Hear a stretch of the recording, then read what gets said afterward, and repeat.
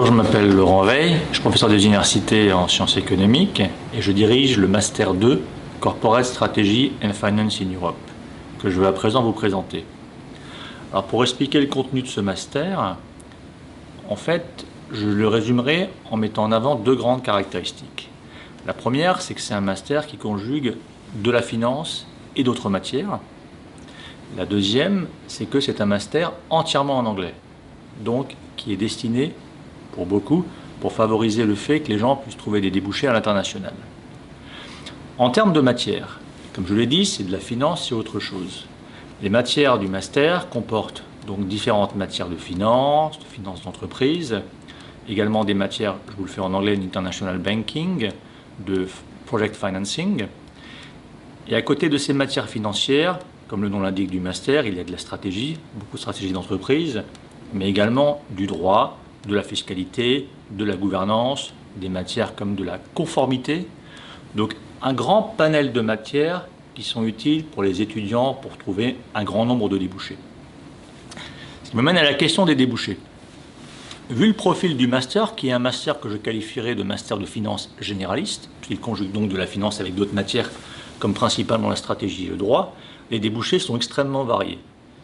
Certains étudiants travaillent dans la finance, ça peut être aussi bien dans le domaine bancaire que dans l'audit par exemple, mais aussi beaucoup d'étudiants trouvent des débouchés dans des domaines juridiques, stratégiques et autres.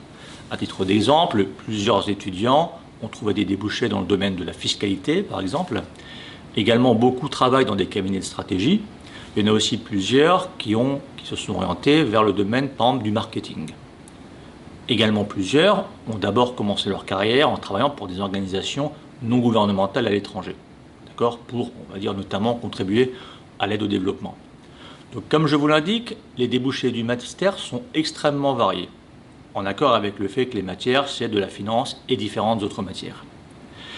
Par rapport, pour le reste, au contenu du master, je veux vraiment mettre en avant le fait que, pour résumer, c'est un master exigeant, puisqu'il nécessite des étudiants qui ont à la fois de bonnes connaissances en finance, on ne peut pas débarquer dans le master en n'ayant jamais fait de finance d'entreprise avant, de bonnes connaissances en finance, mais également de bonnes connaissances dans d'autres domaines, comme la stratégie et le droit. Donc, comme je vous l'indique, c'est un master exigeant, et pour le reste, ce que je peux indiquer, c'est que c'est un master qui a été créé en 2009, donc il y a maintenant quelques années, et pour lequel les étudiants n'ont jamais eu de difficulté à s'insérer professionnellement. D'accord ? Dit différemment, je recommande vivement à tous les étudiants de postuler à ce master s'ils peuvent en fait respecter les exigences. Merci.